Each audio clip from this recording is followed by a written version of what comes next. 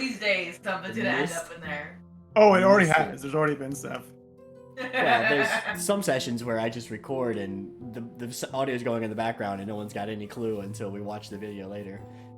Hello, everyone, and welcome to episode 8 or episode 9. I'm gonna check James's stream. What is it? It's 9. We've had 9 normal games, No, it's right? 8. Have we had 9 running No, wild? it's 8. It's 8? This- Okay. And that was our 8th session last time. Oh. Okay. Welcome to we know what we're doing. Session 8, episode 8 of our Running Wild discussion, post game summary, pivot into characters and tabletop and just games and life, cats and dogs, And fish. and fish. We know no one has fish. I am your host for this evening, Jared. Play Quinn, the Elf Ranger. I'm joined by 2 wonderful players. We'll start with Esmeralda. Hi, I'm Taylor. I play Esmeralda, the Eladrin Face Sorcerer. And a kind of shit starter at this point, because everything. I don't know that I'd call you the shit starter. I'd call James the shit starter since he just throws stuff at us. Speaking of shit starters, Bisbo. Yo, what's up? I'm Eric. I play Bisbo, the Kobold Artificer. Cool. And so I mean, we usually just start with recaps, and then whatever happens. It's very chill. I've got the Your tone is so much more soothing now. You know why? Yeah. You sound like an NPR. It's because of the audio that I'm playing. How do I share this audio with you guys? You sound like a Terry Gross, like a male D&D Terry Gross. It's this track, so I have it playing in the background so that I can hear it when you guys talk, and I can kind of watch the meters and hear like if it's too loud or too cold.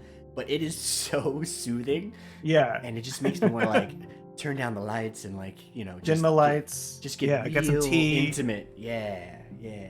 For sure. And you're very jazzy too. I'll just say that you're very It's jazzy. just I'll have to send you guys. I don't know how to get it to play through Discord, which would probably cause problems with the audio on the stream anyway. But Yeah. Anyways. Energy. I'll pick it up. I won't let the music. It's just funny. I should have just poured a red wine instead of a beer and just had a cocktail. Swish. Yeah, exactly. Episode 8. We continue our destruction of the inn in any way, shape, or form, right? I mean, It needs to go. It needs to go. That How place. is it still standing? There's gotta be structural problems now. They can't keep that. It's it's a shithole, but I guess it has good bones. Like the main frame is solid. It just everything else sucks. The Cerulean Inn, a fisherman, woodsman's outdoorsy sort of stopping ground that has been, I guess, sort of taken over by this old guard of adventurers that we are now interfacing with because they once tried to kill this hag, and this hag is back, and now we're trying to deal with the hag, and so we've recruited their help. And the meeting place is the Cerulean Inn. Where we last left off, we were kind of really just catching our breath in episode 7, and then in episode 8, we're waiting for the arrival of. And again, I don't take notes very well when I'm playing. Bigsby, right? No, Digsby. Yeah. D. Little Your big D. Bisbo. Big D. It's Digsby. Digsby. Big D. Yeah. A wizard of what school? Conjuration? I think it was divination. Divination. Although Yeah. he's very much astrological focused. Because he didn't have the ritual that I wanted, which was divination ritual. So he arrives from the town, which apparently there's an increased level of army activity, which I'm not sure if that's going to be something that we have to deal with in the near future. But he escapes from the town, bringing a book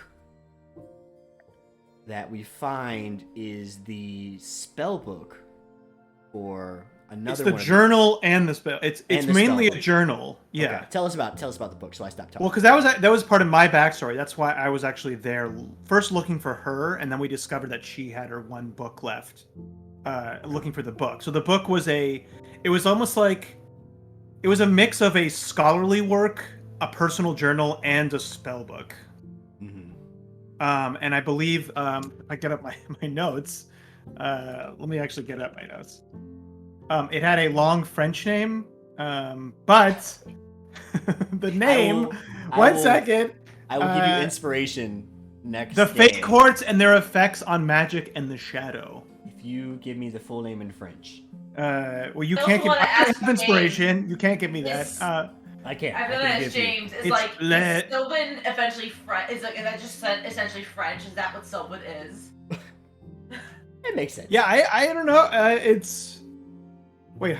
It's the. I'm not. I'm gonna butcher this. I can't speak French at all, so I don't know. The chord. Le tribunal faire quoi est le effet sur la magique et l'ombre. Yeah, I don't know what the opposite of inspiration is. It wasn't that bad. Hey, that was not that bad. Anyway, so yeah, he brought that book. And he was very hesitant to do away with it, but my character pretty much took it. Mm-hmm.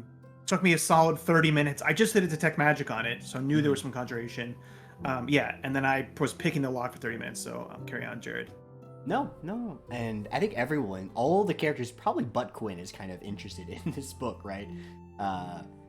Especially once we figure out that it's got a heavy content on the Fey chords, right? Yeah, Shadowfae And specifically. Shadowfae specifically. So Yeah. Esmeralda's interested. And we also find out stuff from Digsby, I think, and the book itself. Once we got it open, that like Tremana's source of magic is the same goddess or Fey deity, or we're not really sure. That Tisme and the hag are all kind of using. Yeah. And the thing is that she was like it was the warlock pact, which that cued me in weirdly because I know that one of the things is like it's not common for Fae to go into the warlock pact. So I was like, okay, this is something. Yeah, what confuses me is that it's like, is she an archfey? Is she a goddess? I guess archfey could be almost on the level of a divine, but the thing is, like, Tisme is getting it from getting divine magic, right? Like, her magic is divine. All that flavor is divine. But then we have a warlock, which is certainly more on the arcane-ish side, I guess.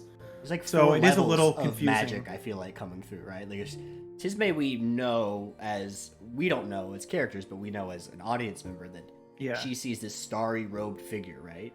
And during her transformation. Yeah. Doesn't seem like that's an archfey. Like it seemed like you said, like goddess level. Yeah. And so it's like this mystery goddess, maybe this archfey, this hag, and like Tisme, and then like and then the warlock, and like some of these levels, and they seem like all intertwined somehow. Yeah. That, and I would say that the warlock probably has a limited access to that power source, where Tisme and the other hag might have a bit more of an open power source. And so there's 3 people pining for access to this book, while Digsby warns us, of the kind of, we gotta get a little backstory too of what happened, right? This group of 5 or 6 adventurers, 5 I think, 5. 6, Yeah. They go and they confront the hag at what's called the Billows. Is that right? The Billow? The Burrow. Thank you. And there's apparently a spell, a ritual of some sort that they're casting to seal this Fey gate with the hag on the other side. They banish her, yeah. They realize they can't defeat her, so Tremana decides to banish her and then close the kind of local Fey road that goes to her lair. The requirements, which is nothing better than hearing from your deity that one requirement from the spell is 3 people are eradicated, essentially, right? Soul. Yeah. So he's there's kind of the morbid revelation there that because it was only Tremana and then some other guy that I don't like. Her husband. Her husband was a fighter. It wasn't I no, think. but it wasn't. Oh yeah, her It husband. was her husband. And then, so I think Esmeralda was like, "Oh my God, she was pregnant because where's this third soul? Either there was missing a soul, and it didn't quite fit because we had a lot of confusion about like, well, why is she back so soon? So there was a lot of theories being thrown around. It was only 2, so it didn't quite work. Right? And back in the same or back place. at all. Well, I think that I got a pretty high arcane roll. Is that and the nature of how Bisbo looks at magic and how he works with magic is that he understands these like currents kind of and the way that magic works, that eventually it probably would have repaired itself over millennia, you know? Okay. Yeah. But one of the theories we also had that was because Tremana I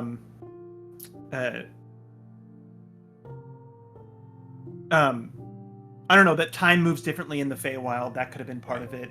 That we think Tismay's maybe able to close it because she's kind of using the same source of magic. Yeah, we got a lot of running theories right now. A lot of running theories. Yeah. And with your lockpick, after a little while you open 30 it minutes. open. Yeah, well, you know. And I only cast Detect Magic on it. I should have cast Identify on it immediately. I don't know why I thought, oh, just Detect Magic is fine. Like, because you were looking specifically for a trap, which was smart. And although turns out there's still something, maybe not a trap, maybe kind of a trap. Yeah, it wasn't. I don't think it was a trap. It was more of the book itself like is a magical item. Almost. Yeah.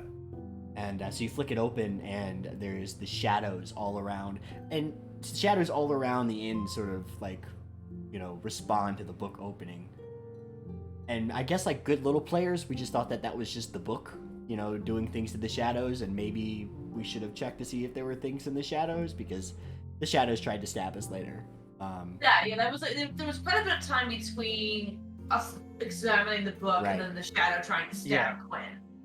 Yeah, I mean, you, Esmeralda, and Tismay start reading the book, which we find out's in Sylvan, which Bisbo doesn't know. Right. Which was very aggravating for Bisbo. Bisbo figured out though that Tismay can read Sylvan. That's right. So we've got Esmeralda reading it. Tismay, in her natural curious form, kind of wanders over and begins to read it as well. And both of you are deciphering it, and we were making jokes that, like, of course, Tismay rolls a natural 20 and is just reading coded Sylvan in a way and learning even more about the book than the rest of us, which is always, you know, we talk all the time on this show about kind of the duty of a player and the person to, like, you know, like, not get too involved in when your character misses things. I thought it was really clever, Eric, to say, like, wait a minute, do I know she's like actually digging into this? I would say, like, I don't like to, you know, metagaming stuff like that when you think like, oh, you can hear another player doing something. But in this case, I was like, Bisbo was obsessed with reading this book. Yeah. He can't read this book. He's just straight staring at Esmeralda and Tismay. Like, because he's like, this is all. So, like, it was, for me, I didn't feel like that was metagaming. Like, I thought it was natural that I was looking at them. So, like, if she's over there looking, like, that's why he let me roll that. I think that insight check. Yeah. Or whatever, that perception check. Yeah. And I think it's in line too. And of course, you get Tismay's horrible long-winded non-answer, right? She tries her hardest to not have to roll deception. She just really tries to focus on what, like, actual things she can say that is a half truth, you know. Well, at this point, we're just calling her on her shit. Like, at this point, we know she's not sketchy, but like dodgy, I guess, with stuff. Naturally curious too, especially with, I mean, makes sense with whatever she's into, but like in a way that is negatively impacting the party sometimes when we have to fight things, you know, because we don't really understand what's going on. And what she's doing is very Fey. Very Fey, how she's acting. So when she does it, I'm low-key proud. But at the same time, I'm like, God damn it. Yeah. Just let us know. Yeah. We had a long reading session, and then we were confronted by. So I don't know if you guys you can't see the stream. I think maybe even only Lishrini had it up, but I had our rolls going because we were rolling a lot of Arcana and Perception and Insight and Deception. So I threw up the little roll counter, and you can see when James rolls dice sometimes, right? You see that Yeah. gray Yeah, dice the shadow shadow. roll in the Yeah, the background. shadow dice. Yeah. Well, something happened where it didn't register as a DM roll or something like that. Because in that little stat tracker, you see attack Mrs. Quinn. Quinn! Yeah, I it's saw like- that. No, it was I like- was sitting there and I went, I kind of stopped and I swerved and I'm like, yeah, what? it was like attack 13 Mrs. Quinn, and I was like, Missed. yeah, I just turn off the stat tracker now since I'm got a weird wisp like coming at my head. But then shortly after that, of course, he like lets us roll perception, and we figure out that there's just shadow demons coming after us. And then begins the third worst fight of Quinn's life. But we can get into that as well because there's a lot happening in this fight, more so than I put together quickly, and I think it's because James gave us a dodgy sort of intro where he was like, I think you guys are going to steamroll any of the fights I have set up for today. And I was like, oh. He always says that. Yeah. Okay. Yeah. It's never been the case. Shadows are just nasty. Shadows, so we ended up, basically they're after Bisbo because he opened the book. They even say so at the beginning. Bisbo's kind of starts cowering because this is traumatic for him from his past. But we mainly we're fighting shadows and darklings. Now, just aside, shadows are nasty. Shadows are some of the creatures in D&D that are good. Like I played a high level mystic. I was telling James this before. I played a high level mystic in a different 5e game, and mystics have all these basically little things that you can when you take little themes like of like a packaged abilities, and one of those is a light shadow, and one of the abilities in that is just to summon shadows, and it's one of the best abilities. Even at high levels, they're good because of what you saw with strength training. Yeah. Like So, that is so strong, and if you have 3 or 4 shadows, one's gonna hit, and you're rolling that D4 minus. Because when you go into strength 0, you die. Like you just straight die. Explain. Yeah. So we're fighting 3 shadows. I think 2 were coming from the north, and 1 was from maybe the south or another direction. There was one in the west. Yeah. One was from the west corner. 2 were from the north. There was one from the south. There was 4. There were total. 4. Okay, and then 3 darklings come from what I think is like the entrance level, or maybe from The the east back. side. Yeah, the entrance east side. Yeah. So pretty quickly we're surrounded, which on paper you're thinking this is still going to go in our favor because we've got a wizard there now, we've got a druid there now, and we've got a ranger, the high level ranger. Yeah. So we don't know what level. I'm assuming it's high, right? But they're all old adventurers, so Right. they're at least at our level or above, even if they've atrophied a little bit, right? Right. So it's 7 on 7. So you're like, all right, like these odds work in my favor, and then James starts throwing us with the status effects. And when I say us, I really just mean me. But again, we're gonna get to that in a second. The shadows, I take 2 swipes right away, and they roll a D4 strength stat, and both of them roll max, like both 4s. So you within went the down. first round of combat, I was down 8 strength. And I don't know what shadows are. I don't know what happens when I strength hit 0. I don't know any of that stuff. So in my head, I'm like, well, my HP is fine. I don't use strength as my modifier for attacks or damage or anything. So like, my actual swing is not really affected, as far as I know. But then Bisbo's telling me from behind, if those guys hit you again, you may just die. I don't think it's dying, but you get incapacitated, like because he was saying that. But if I remember, like any attribute that goes to 0, you're pretty much just like completely unconscious and just out. No matter what stat it is, it doesn't matter what stat it is. I think only con 0 means you die right away. Yeah. All the other stats, you just are pretty much. Which I mean, you could easily die because you're completely unconscious. If somebody hits you, you're getting crit, double, which means you're taking double. You get 2 deaths. You're just gonna die probably pretty quickly, right? Yeah. Normally. And James has made it very clear that they are willing to attack a downed person. Yeah. Yeah. And this is like we can't use the healing word to get you up here. This is like you're down. Yeah. And if you get hit, like you will just die. Like you're, so. So that's the question. So the healing word doesn't bring you back up. You have to end that. Well, because you'll be unconscious. You'll still be unconscious. Is what I mean. Like you'll still be. Yeah, you won't be able to ever get up. You'll just be out for that fight, unless I think there is a spell. Remedy? Yeah, I think it's I think maybe lesser restoration or greater restoration. You talk about it. I'll look it up. But Okay, we'll do that. So, well, I don't want to fast forward too much, but Esmeralda has an incredible spell there that we're going to get to in a second. Yeah, so there's a moment, I'm not going to lie to you guys, where I'm thinking to myself, narratively, can I find a reason if I die in this fight today to like, you know, come back like as a character? Also, are there any other characters on the reserve block that are coming in coming into the fold here soon? But yeah, I mean, I think it kind of normal. Apparently, they don't have a lot of hit points, these shadow creatures, right? So we're able to do pretty good damage to them. I took out like 2 pretty quickly. Yeah, especially if we focus 1 down and around. You could probably focus 1 or 2 down and around pretty easily. Yeah, I think Greater Restoration, which is the 5th level spell, is kind of the earliest you get for healing. That's brutal. Yeah. Yeah. And then when you long rest, you'll be healed, I'm pretty sure. Yeah. Okay. Yeah. But then he casts Magical Darkness right in the center of this place. And so it already, I think even before that, he wipes out all the light. And then he realized all of us had dark vision, yeah. Yeah, and James didn't like that. So then he cast Magical Darkness right in the center of all of us.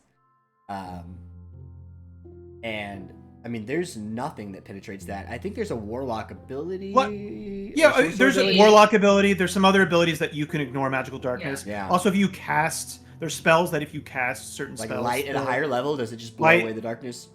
Well, like sunlight, and then also dispel magic could work. Dispel magic, it's dawn. Sunlight, as I found, daylight, as I found out, or sunlight does not work on Magical Darkness because it's a cursed strong bullshit that happened with my group.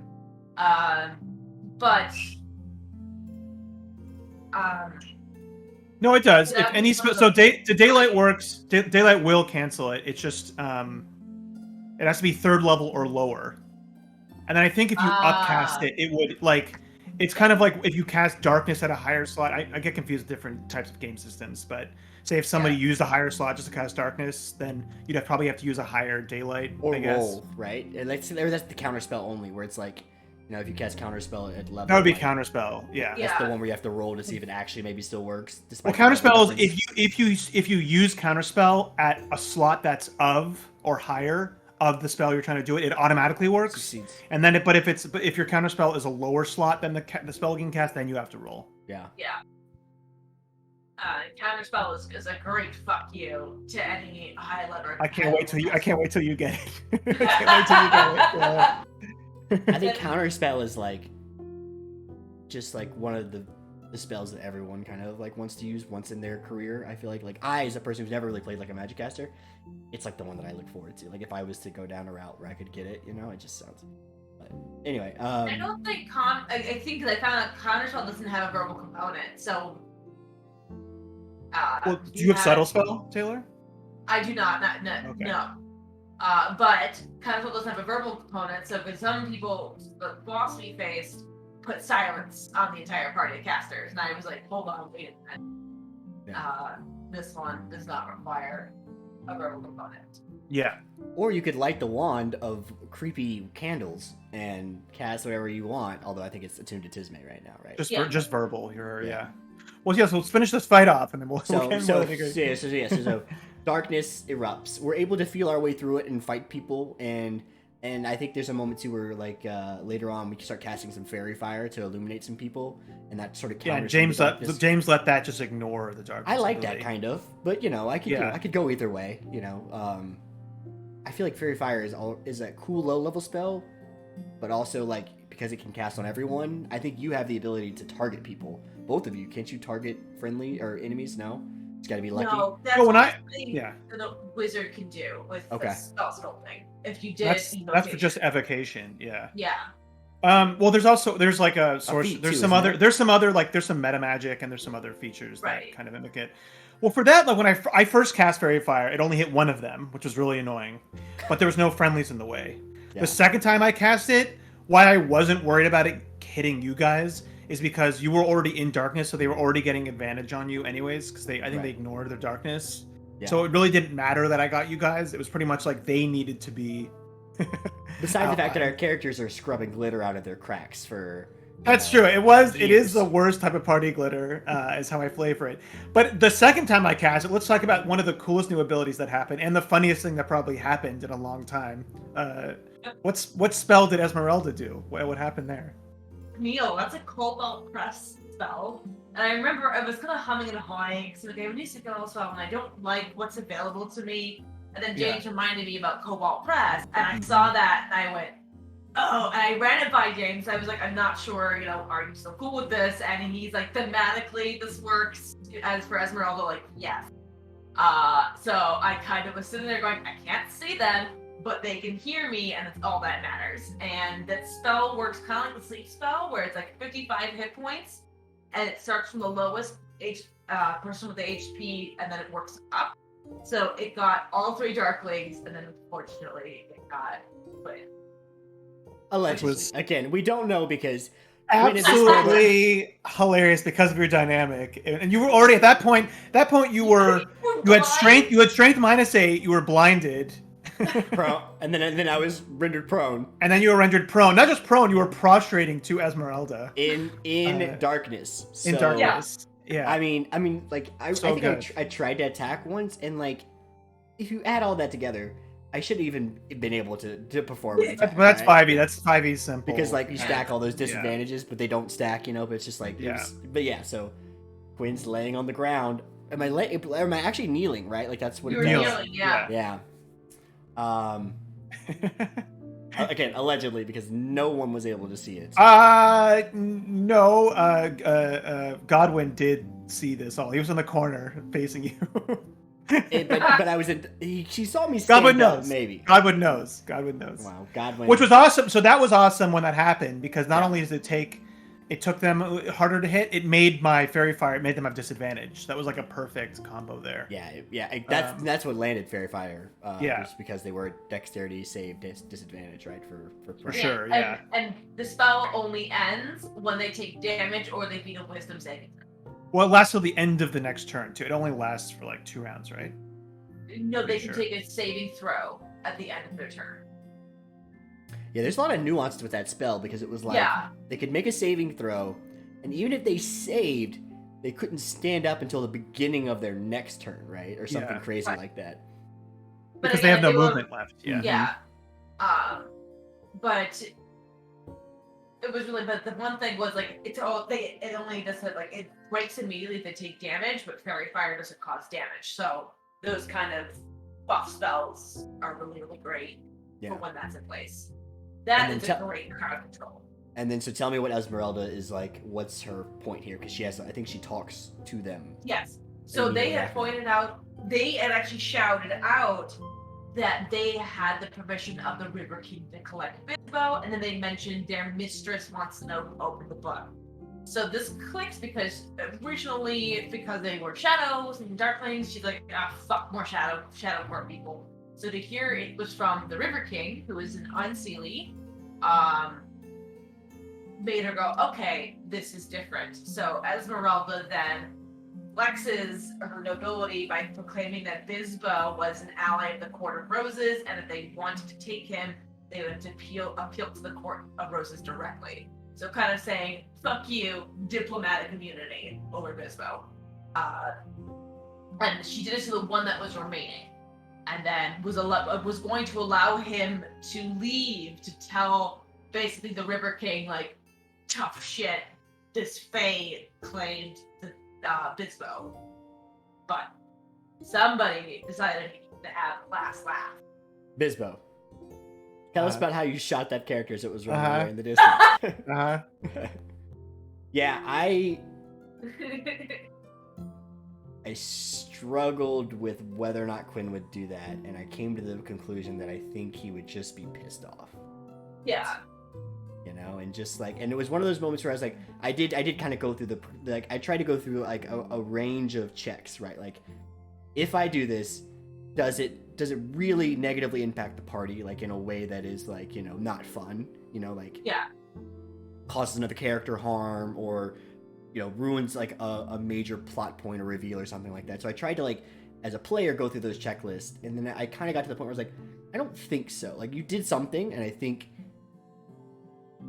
and I was worried about undermining that, but at the same time I thought that, well, there's avenues here to still play into that some.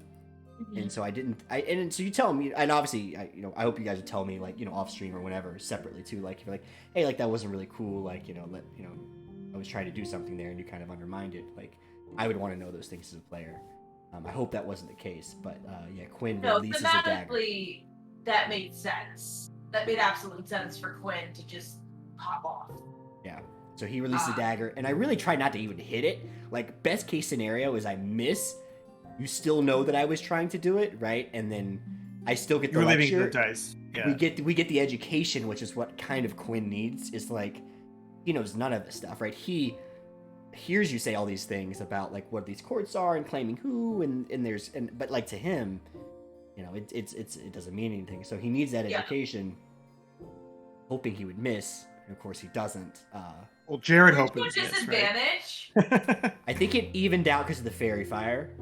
Yeah, he just gave it straight. Right. Yeah, because there's no. I was so I interested by this. Or 9 to like my hit too, so it probably was gonna hit no matter what. I thought this was extremely compelling because I think this can be a very tricky situation for a lot of games.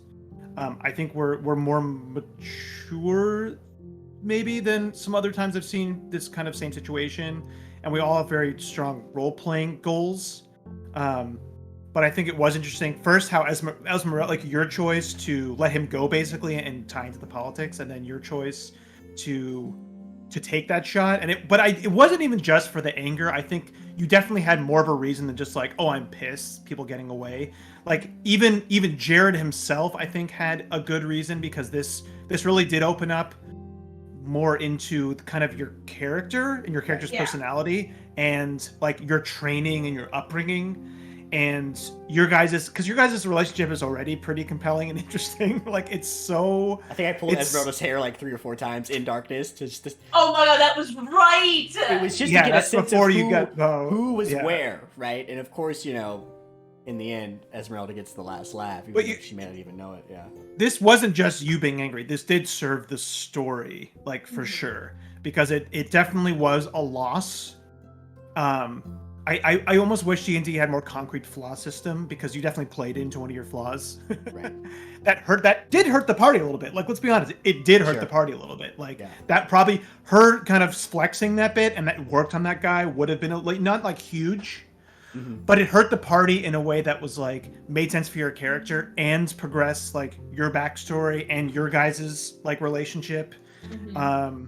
So I think it was well served for sure, and it probably did seem like a hard decision.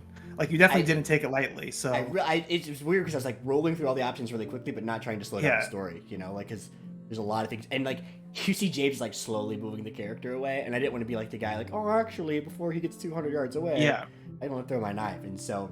And I was worried that a Taylor would be pissed, because you've seen this in games, like if people do something and then somebody else decides not to. But I think it wasn't just like a base level of you being like, you know, an improv, like saying no or something, you know, shutting somebody down. This was definitely like in the narrative, it definitely progressed things. So I thought it was good that it was copacetic in the end. It forced us as a story to explain the courts and how they really work, because I've touched on fake courts before very lightly. This one I had to go in a bit more depth. I had to explain what the king is, how this plays about, show off one of Esmeralda's flaws, which is like it's really just sidelined by pretty people. Like, that's literally one of her key flaws that James saw and laughed. He's like, if you played this, it's hilarious. So when you showed me what the River King looked like, I was out of character, just despairing. Like, no, why did you do that? I thought it was a toad. So when I saw it, I was like, oh, this is a very good elvish person. It was a very the River King is a very good looking man. He's a beautiful man, and I'm like, no, that's not fair. You know this. You know she can't. So that is. I'm surprised he hasn't thrown it at me earlier, but you know what? There it is. But it was also a good. It really because Quinn has said from the get-go doesn't trust the Fae, and like he keeps hammering that. So the idea that he threw that dagger, because he's never let Fae escape, he's always chased after them. So that if he were to have let that shadow go, it would have been, while advantageous for us in the short term, I felt like that was Quinn throwing the dagger made much more sense. And correct. Yeah, sorry, go on. No, and then I was like, at first I was like, damn it, and then like, you know what? No, this makes sense. So, Okay. Correct me if I'm wrong, Jared, but it really does seem like, because in your guys' like post conversation about it, like Quinn was acting so much like, I don't understand, I don't know. But and Bisbo I think called you out on it, like that. It just seemed like he fucking knows, like he understands the political system. It really does seem like here that like we see your inner conflict with, we've gotten a lot of hints to your like origin, but this seems like with whatever your family dynamic is and your things that have been hinted at, that like this is you almost like actively fighting those things by kind of like acting out. Like this was like almost like you acting out, right? Were you trying to act out, or was this purely you thought he was pissed? Because to me, I was like, oh, this is great. This is like, we're getting deep now with like you're like bucking at kind of the reality of what we find ourselves in. Because there's no way that Quinn, once you started explaining it, there's no way that he really didn't understand like politically. I think he understands like the idea of like saying that like this person's like a political protected like of a different thing, but like to say that they're courts and they rotate all the time and just having a bracelet is enough to define ownership, like all of these things feel so abstract to him that he struggles with re-imprinting this Fey structure into a structure he's only ever known, which is the kingdom. Yeah. And then in many ways doesn't even believe it because all he's done has been assaulted by Fey creatures, right? And then so he's starting to understand that like there's this rogue court and stuff. In the moment, I wish it was that elegant. It was really just the fact that like I think it naturally came out that way, honestly, because you were being so obstinate in that post. That like Bisbo got angry at you. Like he snapped a little bit at Tisme, and he hasn't really snapped at Esmeralda, but he kind of got like pissed at you there because. And that's what I think it takes for Quinn, right? Like it takes repercussions like this because, I mean, Quinn swore to himself that he was going to stop letting these damn things get away, regardless, right?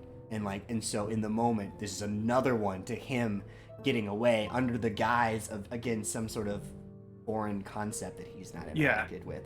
Right. And so all of that kind of bubbling over, part of the fact that he was blind and prone and embarrassed and, and decrepit. So, I think it's like 70% frustration. For sure. And 30% probably just a level of ignorance. I mean, it really, like, because, but like not like he doesn't know, but he chooses not to know. Yeah, that's what I mean, like obstinate, because it really seemed like you were choosing not to know. Yeah, he actively is. Yeah, like you said, he's actively saying that like this can't be the way things are. Things are black and white. There's rules and there's laws and they're. And I have my training, right? Like you have your training and they're kingdom laws. They're not Fey law. Yeah, which he is gonna have to probably respect one way or another. And so he gets lashed out and he gets chewed out. And again, I think seeing Bisbo, even the training was like, no, she explained it pretty well. Yeah. And I also don't think that Quinn will also trust Faye to keep their word.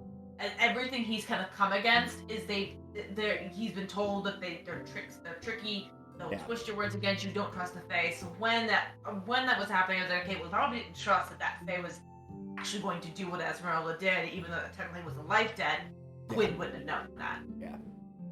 So.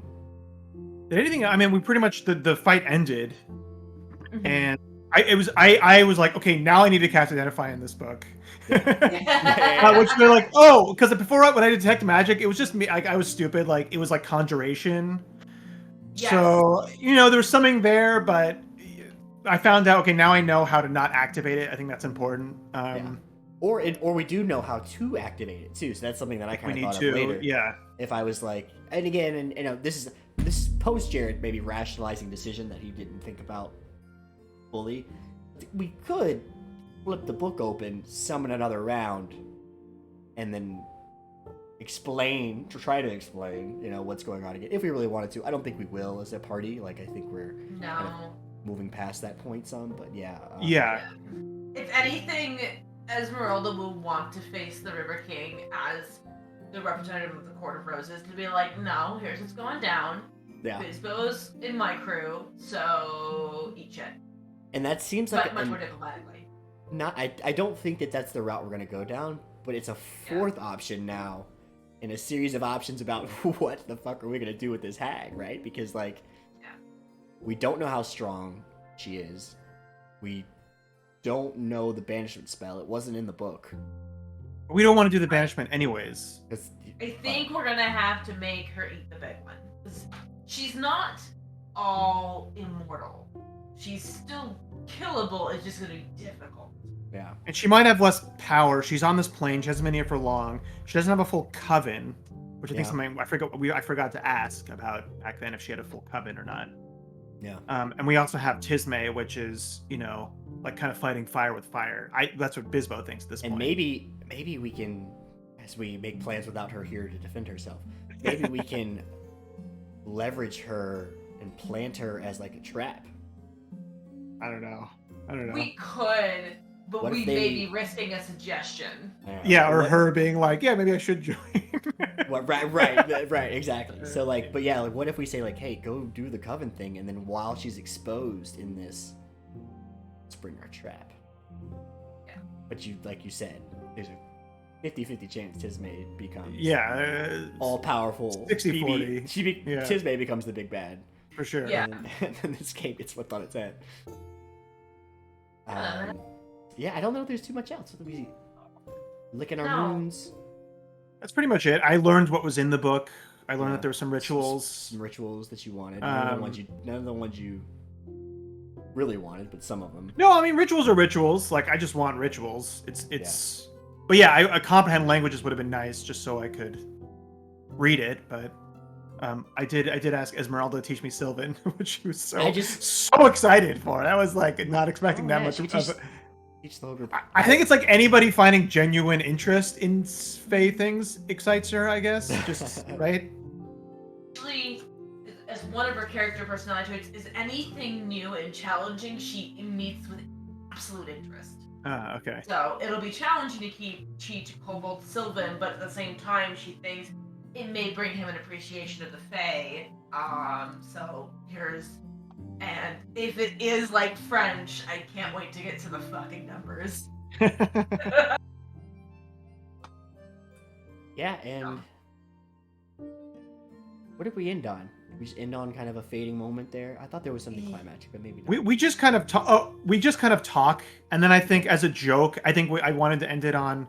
I had Godwin make first you some hot milk because you were gonna sleep, and it turned out to be chalk water. And then the wizard also wanted it, so we pretty much ended on him bringing the wizard tea, which was just hot chalk water instead of cold chalk water. He tries. He works with what he got. Yeah, we were just again discussing our plans. I mean, we have some more answers, but I don't think we've settled yet on alliances. Right. And I feel like we're at a trick. Really interesting. Sorry, go ahead. Go ahead. No, you please. I think once we delve into the Fey courts, it'll be interesting because I think you can't have the Court of Roses without an unseelie court. So I think the River King is the next, opposite. But at the same time, that may be a bit of a time suck being in there. But I'm excited because that is going to be where Esmeralda shines best. Because right now she's just here to answer questions and throw spells. That's what she thinks, but she's got 3 ball and chains following her around in the courts, causing absolute chaos because they have probably no clue how to act. One person doesn't. That's Quinn. I'm assuming Bisbo is just going to tinker. Bisbo can probably Bisbo can probably be charming enough to where someone's like, "Oh, that's kind of cute." Yeah. Tisme's gonna be a whole other story. She looks like a hag, and they're gonna look at her and be like, "What is this in our court?" Yeah. Yeah, because the hags are known. I think Bisbo is a curiosity, and that's what he's been to you too. Because they probably haven't seen kobolds, and they certainly haven't seen artificer things either. So he's a complete. Kobolds. It's like they have an understanding of kobolds, but an Do they? artificer, they there is a couple kobolds in they're not completely ignorant of what a cobalt is, but a cobalt artificer, now that's something. Yeah. But they're certainly not common, is what my point is. No. Yeah. And if a kobold were to stumble into the Feywild, they'd be made on the same level as like a goblin or something, where they're just seen as servants. Yeah. So it'll be very interesting to see how they react to artificer magic versus the natural Fey magic that she has. And then Quinn. I know as a player, I'm like, that bastard's an Eladrin, and I know it, but Ezreal does not. But it's gonna be really fun dragging him to the court and seeing how they react. Yeah, I think. Yeah, I don't know. Yeah, for him, I'm hoping he gets to a place where he is at least going to be receptive. I think he's going to be a bit of a stick in the mud at first, but he needs to see. I think not human quality is not the right. In D&D is probably not the right thing, but he needs to see that people exist beyond what his comprehension is, and they're still people, and because he's not a bad guy.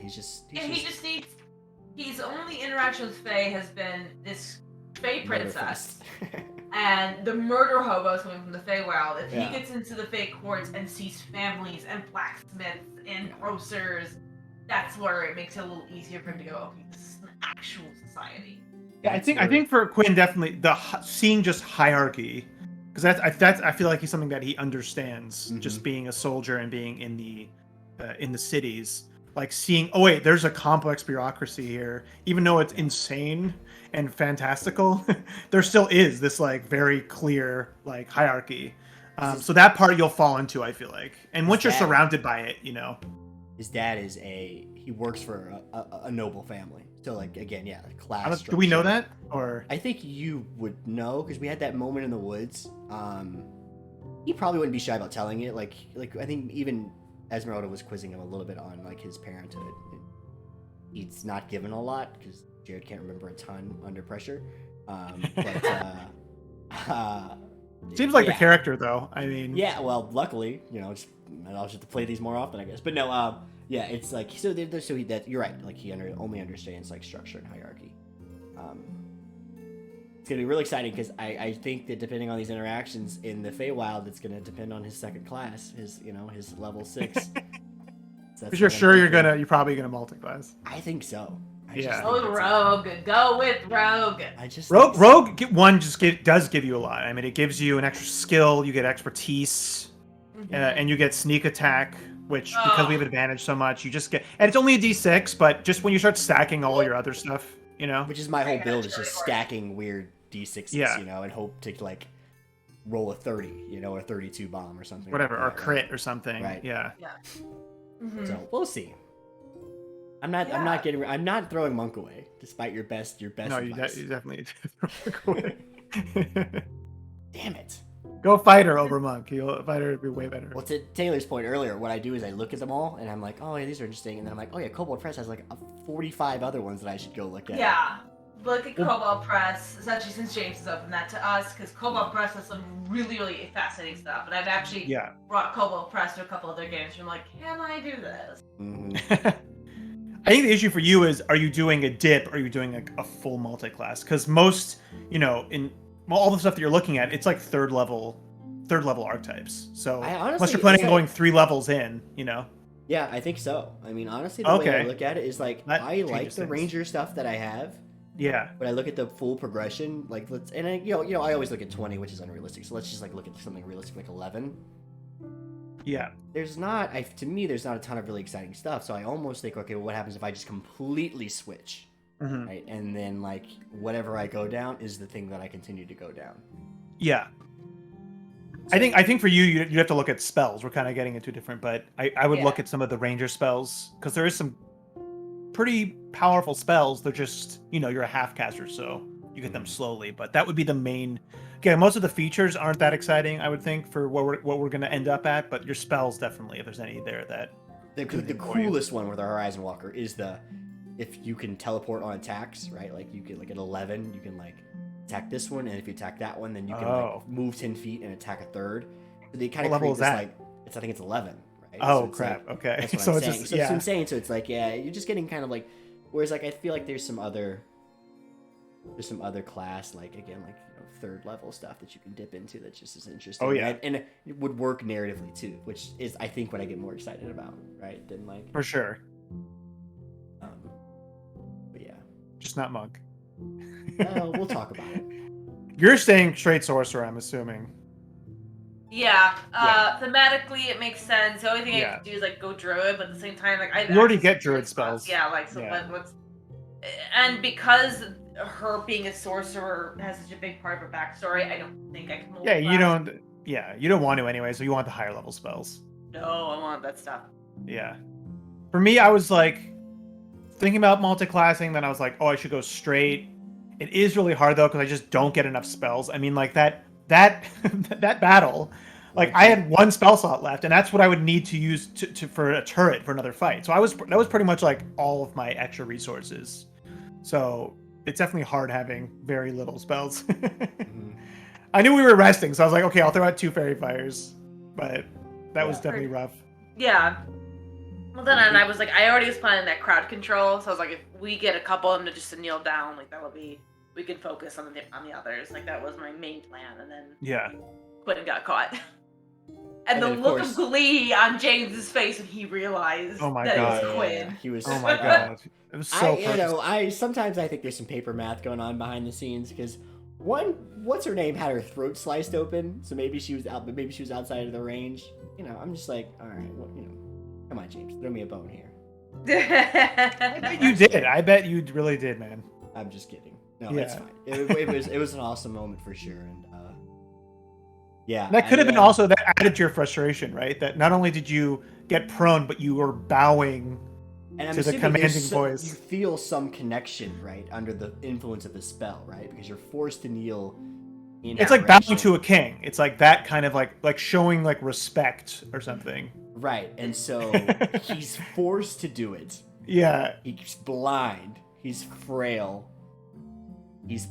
He hears her say it. He knows it's her, right? Because it's the ring of authority. Exactly. Yeah. It echoes out into the thing, and so like all of it's just like really. Again, I think I say this every game. It's like just not Quinn's best day, but I love it because that's what he needs, right? He needs to be taken down pegs sometimes, I think, and so not that he's like a boisterous, like he's not like the Reaver's son you played, right? Who like literally needed to be humbled.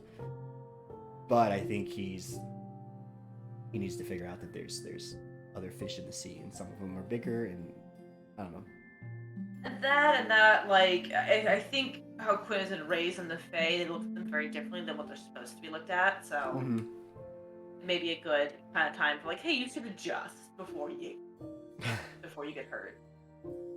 This episode definitely to me showcased, which I think is one of the more interesting parts of the game, is just your guys' relationship and how we're walking this, and that you guys are both mature enough to do this, because I think a lot of other people could just player-wise get fed up with this, but you guys are so contentious and have such good arguments. I didn't even realize it until one moment in the woods, I think, after we got it was natural. Or whatever. Yeah, it was something I was just like, holy shit, like he's got to anger her at every chance he can get, like, because like that's what she stands for to him. Is this sort of different, I would say, like different chaotic order that's not his order, and like, that's why I'm like, reach into the darkness, grab a tuft of hair, give it a good yank, like it's probably Esmeralda. When he figures out that hair has flowers in it, okay, he knows exactly who that is. He would have never done that to Tisme, because he felt the flowers. He's like, I know who this is. And so it's spits her off. It's fun. And James has made married couple jokes many, many times. Oh yeah. And I know. Bisbo ships it. Bisbo ships it for sure. He's already written a fanfic with Godwin. So. Oh my goodness! I'm gonna end up having to kill that robot. If Bisbo suggests this, you give him so much charm though. Time. Oh my God, Godwin! Like, if Godwin can ever be resurrected, like, I would riot. I would fly down to Australia to confront James, because like everyone else kill Esmeralda, fine. But you were gonna do that. You can't kill the pet. Can't you kill Godwin. We're gonna have issues. I think the whole party is getting to the point where, like, if Godwin does get destroyed, right, it'll be all four of us in a circle, like, you know, like putting him back together, you know, and not just we obviously Quinn can't do anything of help, but, you know, like, just all be there because, like, yeah, he's kind of charmed his way into everyone's little heart. But if Bisbo ever says anything about Esmeralda and Quinn being together, that's the first time she will ever be angry with him, because that would not go over well. He doesn't really understand relationships that much. I mean, you guys have seen his social interactions, his understanding of the world, and, like, most of it is just coming from, like, the alcoholic, you know, PI the fetus PI that like was not, but, like, who's a mixed character. He's not just, like, a complete asshole. He obviously did a lot for Bisbo. But he certainly is a toxic male kind of personality. So that's why that lens was kind of he didn't know what he was saying. You know, most of the time when he's talking about like Dane, a little kid repeating what didn't understand. Said. Yeah, he's like a kid. But I think you guys are starting. I think all of us are trying to show bits. I think Tisme is just so guarded that it's different, but all of us are kind of showing off more bits. I mean, Esmeralda is probably the least guarded, and she's just like, I'm going to say everything and tell you guys everything. She doesn't see this as like, oh, they don't know. It's like, these are ignorant children who were supposed to know this, but they don't. Yeah. So that's how she kind of sees that. Yeah. And Tisme, I think, is just less guarded and more, like, literally just not really sure what's going on, in the sense of, like, you know, maybe Trini knows, you know, but, like, Tisme's character, I feel like, I don't know what she could reveal if she could reveal things like she was able to read the book. Yeah, any secrets that what's going on. Yeah. Right. But I don't think, like, I think she could reveal things. Well, I think we can see deep down that, like, this power definitely there's a part of her that is, like, completely excited with this power. Sure. And maybe even likes power, like, to this level, because she's attracted. Part of her is definitely attracted to this and what it could mean. Like, she doesn't want to cut herself off from the option of, like, embracing this hag or what this magic means. She's gonna go back and be a baker's daughter for the rest of her life? There's no way. No. I think that's a big, because, like, basically she comes from a family where the only way she was gonna grow is to become the town cleric. Yeah. And that's not exactly exciting. So this and even then you were the town cleric. Right? Like, you were stuck there in the middle of Arbanus Forest, so. Yeah. So I'm excited to see how Tisme is going to develop, because I think Latrini does a fantastic job of just keeping her so not only neutral, but just so plays the confusion so well that to Esmeralda, she's like, okay, she still doesn't understand what she did, even though Tisme may very well understand. She's convinced Esmeralda that, like, I honestly don't know if she's going to give in or not. Like, I really don't. Like, Eric does not know. Like, I do not. I don't think she could have a different person. Yeah, I don't know. Yeah. I really don't. She could have a new character. Yeah. Yeah, I really don't. I mean, I think that you can see the twinkle in her eyes sometimes when she's, like, deciding on what to do, and, like, the wand, for example, in what, 7, 6? Oh man. You know, like, there's a moment where she's like, we may have to kill this person. You know? But that's fun. It's fun. But obviously she still makes her likable, and, like, you want to keep traveling with her because, you know, she's friendly. It's just dangerous. And you keep thinking that she's still whipped up in the circumstance. Like, you're like, you want to help her. Yeah. Even though now she may be like, no. But we could wake up tomorrow and she's already left the tavern, and I'd be like, son of a damn it. Like, we knew this was gonna happen, you know? Yeah. But exciting stuff. We're getting close to time. Is there anything else we want to get out in the public forum? No, I'm actually I'm really happy with how the conversation went today, because it was awesome. It always works out. It always finds a good way, you know, to work out. I think we're probably nearing the end of this chunk of story, you know, like according to James, and we play slower than I think James plays for sometimes.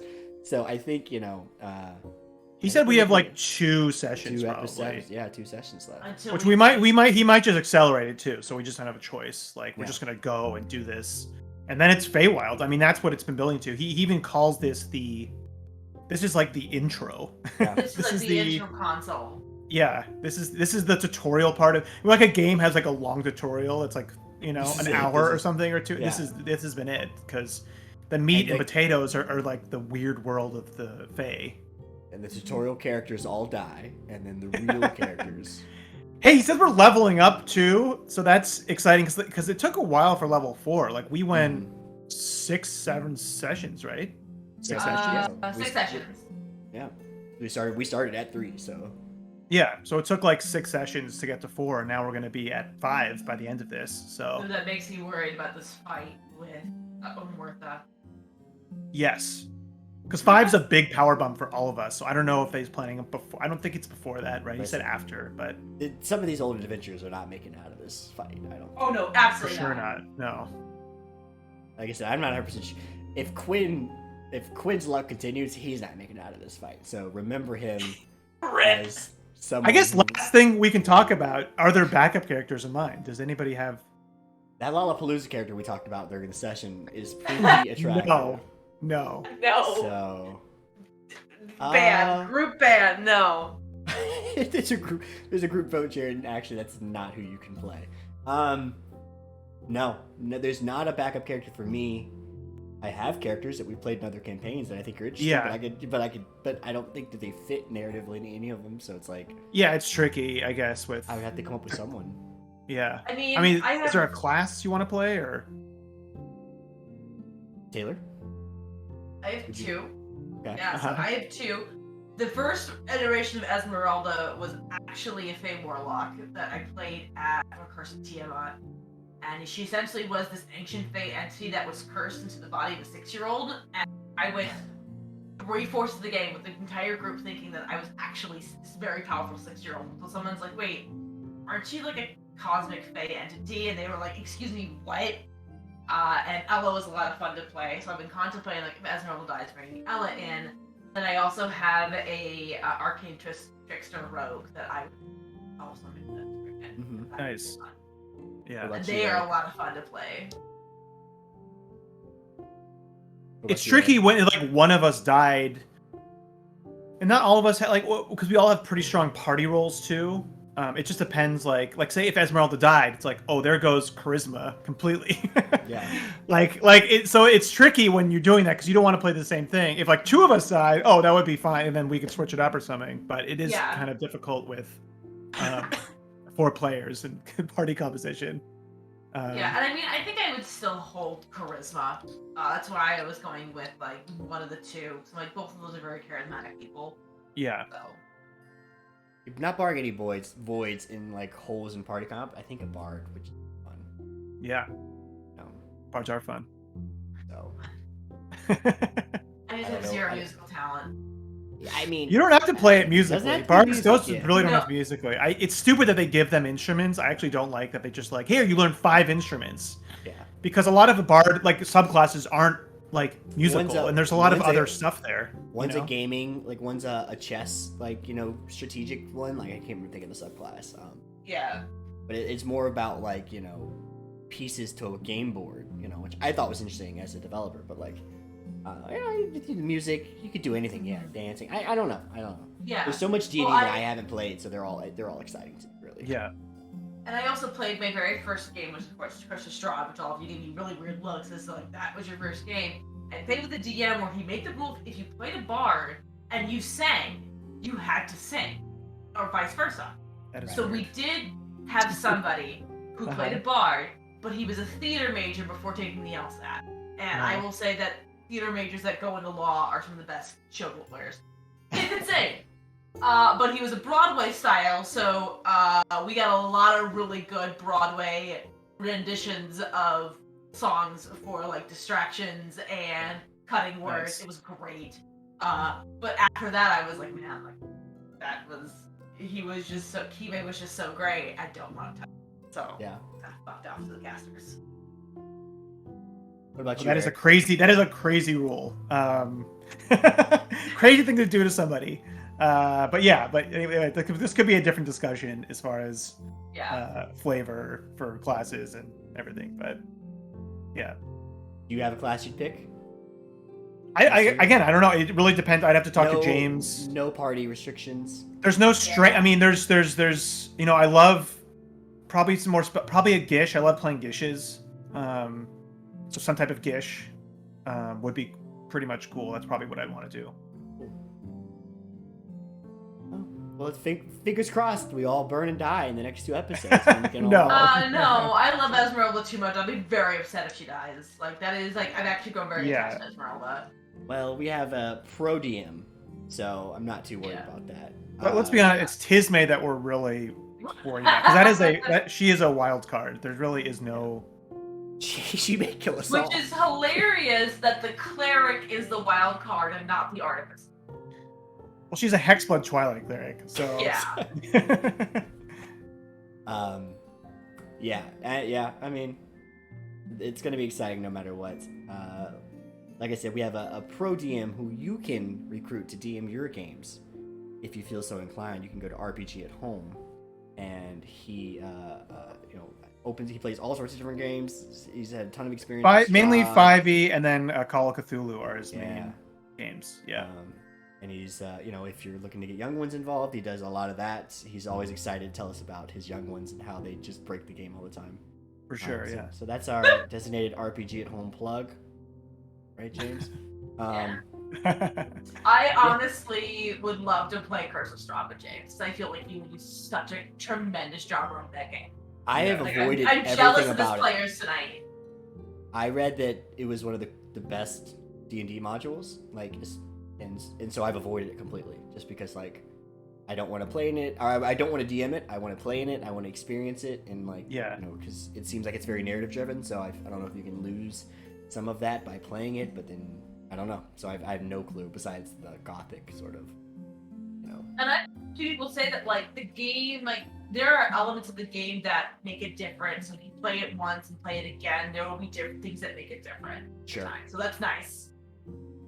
Yeah, I know nothing about Strahd besides he's a vampire. I think I'm not sure. Yeah, that's that you That's know that he's a cool, right? vampire. Yeah. Okay. Yeah.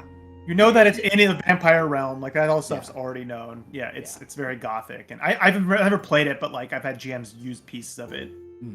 Yeah. Anyways, yeah.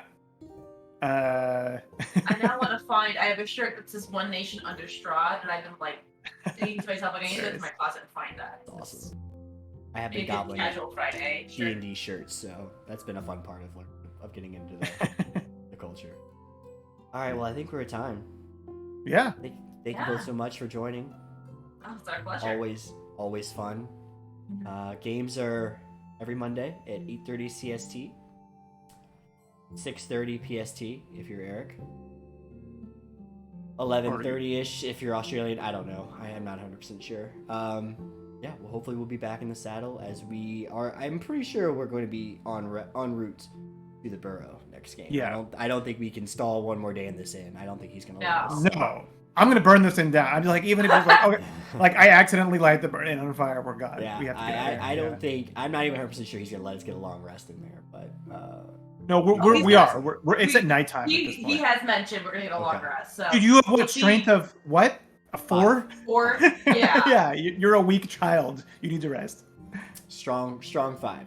So it's not a strong 5. That is a child. That is a baby. That's baby strength. You have the strength of an actual 5-year-old. Yeah. Oh, okay. All right. Take your shots. Take your shots. Anyway, have a good night, both of you, and thank you anyone that joined. And we'll see you on Monday. Ta-ta. Bye. Where's my bye here? Where's the bye? Someone help me out here. There we go.